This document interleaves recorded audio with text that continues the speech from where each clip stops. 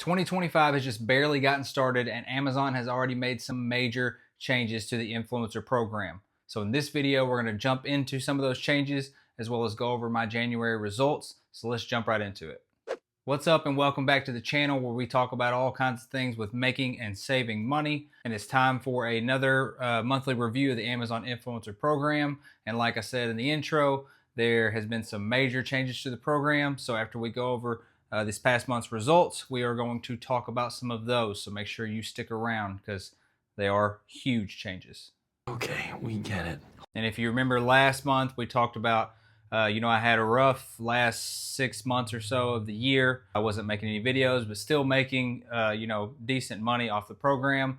But we ended the year on a high note with December. I made some more videos, had a little bit more free time, and my commissions increased compared to what they had been the past several months. Well, you do set the bar high.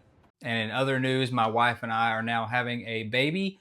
So we are definitely going to need, all the extra income from this program and other side hustles and stuff. I have until August to start racking up as much as I can. Better get moving. Let's go ahead and jump into January's numbers. But before we do that, as always, if you're new to the program or thinking about getting in, I still have the free beginner guide in the description below, so make sure you check that out. And please don't forget to subscribe to the channel and give this video a thumbs up to help the video and the channel grow. So enough of that, let's jump into January's numbers. So I've got January's numbers pulled up, and like I said, in December, still not great by my normal standards, but compared to the past 6 months, it was better. Between all the different incomes in this program, I made a little over $200, got a few free items to use or sell. So it was positive, but now we're talking about January. There was 31 days in January, and as far as videos added, I went back to sucking. So I only added one video for the month of January. Wow, that's a lot. I'll never learn, I guess. But whatever. That brings you up to 153 total videos in the program. And out of those 153 total videos, I generated roughly $4,500 in monthly revenue. Revenue is not what I receive. That is the total sales from the products that I had that went to the seller. And then you get your commission from the revenue. So out of that $4,500, I made from the influencer side roughly about $90 in commissions. Now, if you followed along my other videos, that's terrible. That's, right in line with the past 6 months or so. But this is one of my lower months for sure. But January is typical with that because everybody had just spent all their money at the holidays with Christmas and stuff. So January is always typically a down month, and even worse so because people are returning things. So you may lose some commission with that. That sucks.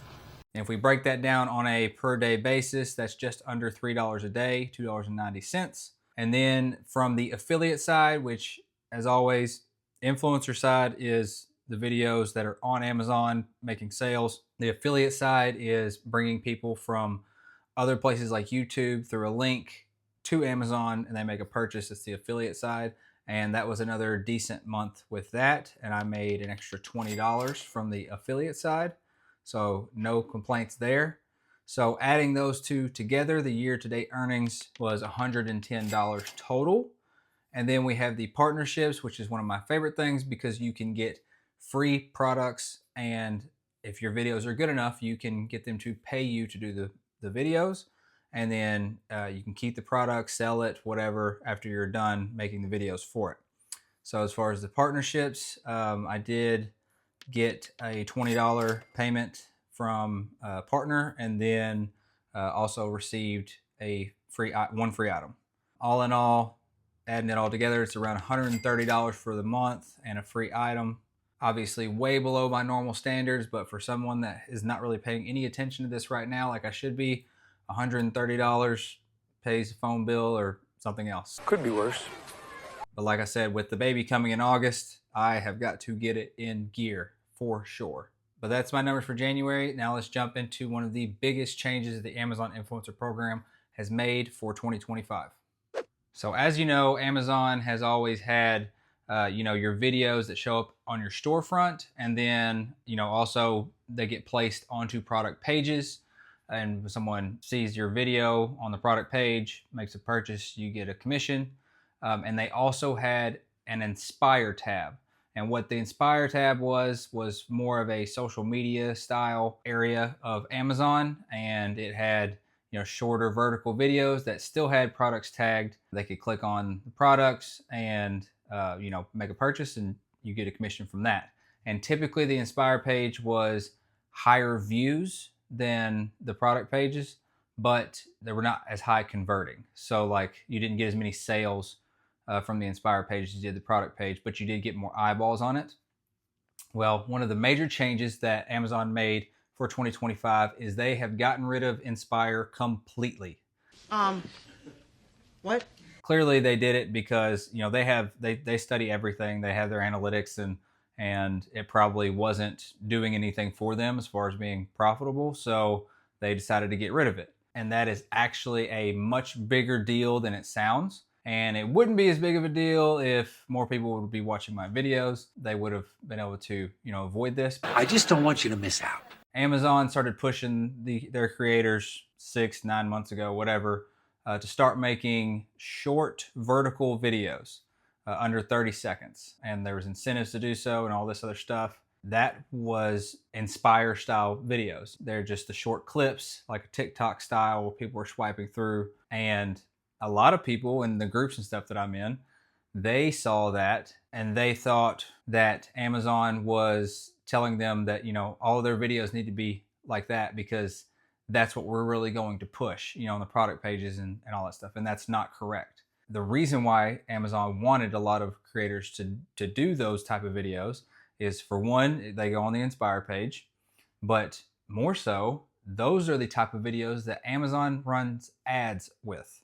So when you're in these programs, you're allowing them to run ads, and the vertical short clips, that is what is better for them to run ads. That does not mean that it's better for you as far as making commissions. Now, this is not a blanket statement that is 100%, but it has been known that horizontal videos that are thorough, I would say 1 minute or longer, are the higher priority of making it onto product pages. And how do we get majority of our commissions? Being on product pages. Here's why that is. If you are going to buy a microphone and you're scrolling through the pictures on the product page, and then you get to the videos and you click on someone's video that is 20 seconds, it's just really quick in and out vertical video, not thorough, not giving a lot of details, all that stuff. And then you move on to someone else's video that is 1 minute plus, 2 minutes, 3 minutes, whatever, and it's thorough and it's showing you the product and demonstrating the product and everything else. Those videos are better at getting people to make a purchase because you're giving them all the information that they're looking for. Well, like I said, Amazon over the past year has been pushing people to do that short stuff, and it had its own place or whatever, and you could still make it onto the product pages, but longer form videos are what Amazon pushes more on the product page, because at the end of the day, Amazon is much more about increasing sales.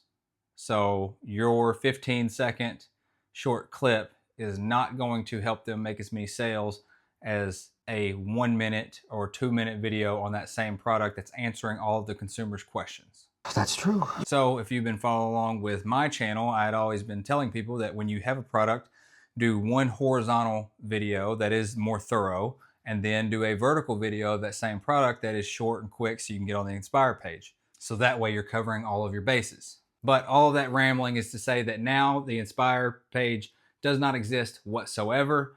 And on top of that, videos have been all moved and everything is being more centralized in the Creator Hub, Creator Connections area.